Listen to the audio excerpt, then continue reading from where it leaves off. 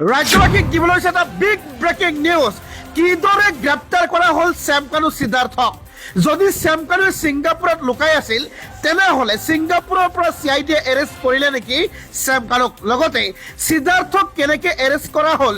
গোটেই অসমবাসীয়ে জানিব বিচাৰিছে কেনেকৈ একেলগে দুইজন ব্যক্তিকে গ্ৰেপ্তাৰ কৰা হ'ল একেলগে আত্মগোপন কৰি আছিল নেকি শ্যামকানু সিদ্ধাৰ্থই কেনেদৰে গ্ৰেপ্তাৰ কৰা হ'ল এই দুজন কালপিতক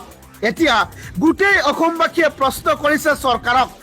মই আপোনালোকক এই ভিডিঅ'টিৰ জৰিয়তে জনাম কেনেদৰে গ্ৰেপ্তাৰ কৰা হৈছিল শ্যামকানু সিদ্ধাৰ্থক কিদৰে সিহঁতে আত্মগোপন কৰি আছিল কৰ পৰা সিহঁতক ধৰি অনা হ'ল হয় ভিডিঅ'টি যিমান পাৰে শ্বেয়াৰ কৰিব এই ভিডিঅ'টিত এটা লাইক কৰি চেনেলটো ছাবস্ক্ৰাইব কৰিব 24 ঘণ্টাৰ ভিতৰতে জালত পৰিল শ্যামকানু সিদ্ধাৰ্থ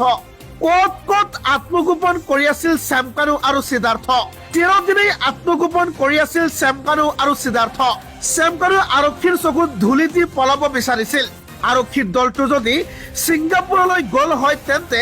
দিল্লীলৈ পলাই আহিলে হয় শ্যামকানু মহন্ত কিন্তু শ্যামকানুৰ প্লেন সলনি হোৱাৰ তথ্য লাভ কৰিছিল আৰক্ষীৰ দলটোৱে শ্যামকানুক ধৰিবলৈ ছিংগাপুৰত ওলাইছিল অসমৰ আৰক্ষীৰ দলটোৱে ছিংগাপুৰলৈ নগৈ দিল্লীত বাহৰ পাতিছিল বুলি জানিব পৰা গৈছে ছিংগাপুৰৰ পৰা দিল্লীলৈ অহা তথ্য লাভ কৰিছিল আৰক্ষীৰ দলটোৱে শ্যামকানু আহিছিল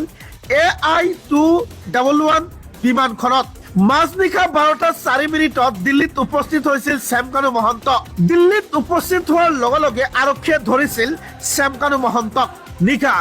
12:30 বজাত গ্ৰেপ্তাৰ কৰা হৈছিল শ্যামকানু মহন্তক কেনেকৈ ধৰা পৰিছিল সিদ্ধাৰ্থ শৰ্মা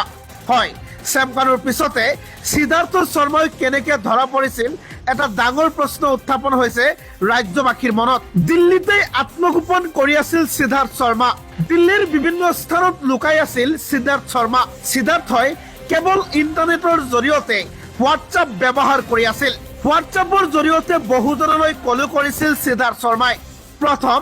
দিল্লী এয়াৰপৰ্টৰ আশে-পাশে আছিল সিদ্ধাৰ্থ শৰ্মা 1 ছেপ্টেম্বৰত দিল্লীৰ স্মলখানত লুকাই আছিল সিদ্ধাৰ্থ শৰ্মা 21 ছেপ্টেম্বৰত গুৰগাঁৱত স্থানত লৈ গৈছিল 21 তাৰিখে দিল্লীৰ পৰা জয়পুৰলৈ ফ্লাইটত গৈছিল সিদ্ধাৰ্থ শৰ্মা 25 তাৰিখে ৰাজস্থানত পোৱা গৈছিল সিদ্ধাৰ্থ শৰ্মাক 26 তাৰিখে ৰাজস্থানত দেখা পোৱা গৈছিল সিদ্ধাৰ্থ শৰ্মাক 26 তাৰিখৰ পাছত লোকেশ্যন হেৰাই গৈছিল সিদ্ধাৰ্থ শৰ্মাৰ সিম সলনি কৰিছিল সিদ্ধাৰ্থই কিন্তু সিদ্ধাৰ্থই ভুল কৰিলে তাতেই একেটা ফোনতে নতুন সিমক ব্যৱহাৰ কৰিছিল কালিৰ দিনটোত ৰাজস্থানৰ পৰা দিল্লীলৈ অহাৰ তথ্য লাভ কৰিছিল আৰক্ষীয়ে গুৰগাঁৱৰ টুলগেটত আৰক্ষীৰ দলে বাহৰ পাতি আছিল টুলগেটত প্ৰায় 1:30 মান বজাত চিআইডি টিমে গ্ৰেপ্তাৰ কৰে সিদ্ধাৰ্থ শৰ্মাই সিদ্ধাৰ্থক ধৰি লৈ অনা হৈছিল এয়াৰপৰ্টত পূৰ্বৰে পৰা আছিল শ্যামকানু মহন্ত পুৱা 4:30 বজাৰ পৰা এয়াৰ ইণ্ডিয়াৰ বিমানত অনা হ'ল গুৱাহাটীলৈ 6:45 মিনিটত গুৱাহাটীত অৱতৰণ কৰিছিল এয়াৰ ইণ্ডিয়াৰ বিমানখনে 24 ঘণ্টাৰ ভিতৰতে জালত পৰিবলৈ সক্ষম হ'ল এই কালপ্ৰিট শ্যামকানু আৰু সিদ্ধাৰ্থ শৰ্মা